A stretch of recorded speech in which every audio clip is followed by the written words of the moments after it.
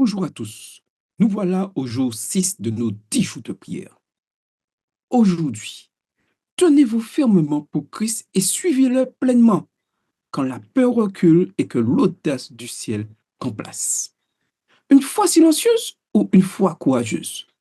Nous vivons dans un monde où il est devenu de plus en plus facile de croire en privé, mais de plus en plus difficile de croire en public. Aujourd'hui, il est acceptable de parler de spiritualité, tolérer de parler de valeurs, mais risquer de parler clairement de Jésus-Christ. Le jour 6, dont notre thème est libéré, pose une question directe, honnête et personnelle. Ta foi est-elle seulement intérieure ou est-elle assez vivante pour être visible? Car suivre Jésus ne consiste pas seulement à croire en lui, mais à se tenir pour lui, même lorsque cela coûte. De la chambre haute à la place publique. Acte 1, verset 13, acte 2, les versets 1 à 5 et le verset 11, pose une simple question. Pierre était-il dans la chambre haute? Oui, Pierre était là. Celui qui avait juré fidélité, avait rogné son maître, avait pleuré amèrement, était présent quand l'Esprit est descendu. Une vérité libératrice. Dieu n'exclut pas les faibles repentants. Il les transforme. Acte 2, verset 14. Et là, on voit le même Pierre, mais un homme nouveau. Alors Pierre, debout avec les 11, éleva la voix. Arrêtons-nous un instant. Pierre se lève. Pierre parle. Pierre proclame Jésus. Environ 7 semaines plus tôt, il n'osait même pas reconnaître Jésus devant une servante. La question essentielle dans cet épisode, qu'est-ce qui a changé? Eh bien, la plénitude du Saint-Esprit. Madame Watt nous décrit une scène qui défie la peur. Elle décrit la scène avec force. Il la trouve élevée au-dessus de toute crainte et remplie de l'Esprit, proclamant avec puissance la divinité de Jésus de Nazareth. Les Actes des Apôtres, page 42. Remarquons bien, la foule est immense. Les chefs religieux sont présents. La haine contre Jésus est intacte. Pourtant, les disciples ne reculent pas. L'audace sainte, ce que ce n'est pas. Avant d'aller plus loin, clarifions. L'audace biblique n'est pas de l'agressivité, de l'arrogance, de l'imprudence, du fanatisme. Non. L'audace biblique est une obéissance courageuse, un amour plus fort que la peur, une fidélité sans compromis. Une activité qui révèle nos zones de confort. Quand vous sentez-vous le plus à l'aise pour parler? Nous sommes souvent à l'aise avec ceux qui nous ressemblent, dans des environnements familiers, que nous savons être acceptés. Mais Jésus appelle souvent à parler là où nous sommes vulnérables.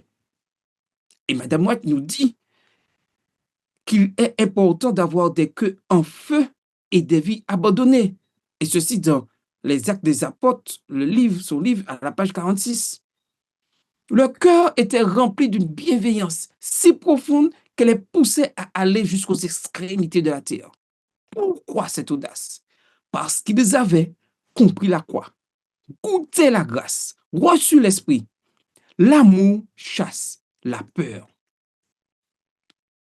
Acte 4, versets 1 à 13, nous voyons l'audace face à l'opposition. Pierre et Jean sont arrêtés, interrogés, menacés. Et pourtant, Pierre, rempli du Saint-Esprit, leur dit, acte 4, verset 8, il parle, Pierre, à ce moment-là, deux raisons de leur, je dirais, intrépidité. Acte 4, verset 8 et 13. Premièrement, ils étaient remplis du Saint-Esprit. Deuxièmement, ils avaient été avec Jésus. Voilà, oui, voilà le secret. L'identité qui donne du courage. Les chefs reconnaissent quelque chose d'étonnant.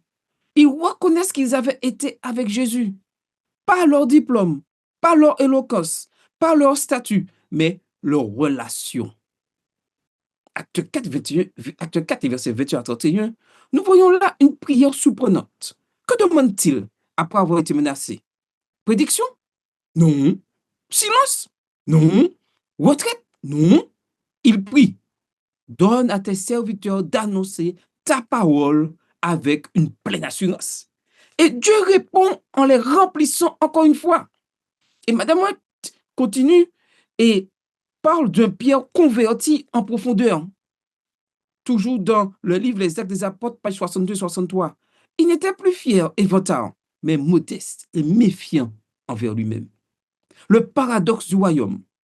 Plus Pierre est humble, plus il est courageux. L'audace du ciel naît de l'humilité du cœur. Une foi qui coûte, mais surtout qui libère. Suivre Jésus pleinement implique parfois le rejet, l'incompréhension, la solitude, le risque. Mais ne pas le suivre coûte encore plus. Une foi étouffée, un témoignage silencieux, une conscience troublée. Il est important que nous puissions, en tant que personne, se lever, mais toujours être en avant dans la mission. Nous nous levons facilement pour un gain personnel, mais hésitons pour un engagement spirituel. Jésus nous demande à chacun d'entre nous, es-tu prêt à te lever pour moi, même sans récompense visible? Aujourd'hui, Dieu ne cherche pas. C'est une prière pour notre temps. Dieu ne cherche pas des chrétiens invisibles, des croyants timides, des disciples silencieux. Il cherche des cœurs remplis, des vies abandonnées, des témoins aimants et courageux. Ou la peur a-t-elle encore le contrôle en toi? Frères et sœurs, la peur, la peur peut se cacher dans nos familles, à l'école, au travail, dans le voisinage. Si tu reconnais que la peur t'a souvent réduit au silence, t'a caché ta foi, tu as hésité à témoigner, viens dans la prière. Demande l'audace du Saint-Esprit. Prions.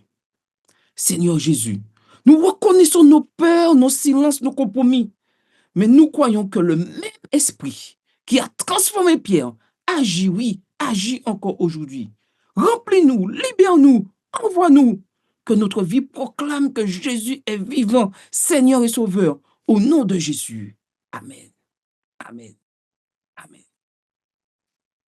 Notre défi des 24 heures du jour 6, prie pour le courage du Christ. Demande à Dieu une personne précise. Partage ce que Jésus fait dans ta vie. Fais-le avec amour, vérité et respect. Lis Acte 2, versets 17 et 18 et Acte 4, versets 24 à 31 pour demain. Que le Seigneur vous bénisse. Maranatha, Jésus revient bientôt.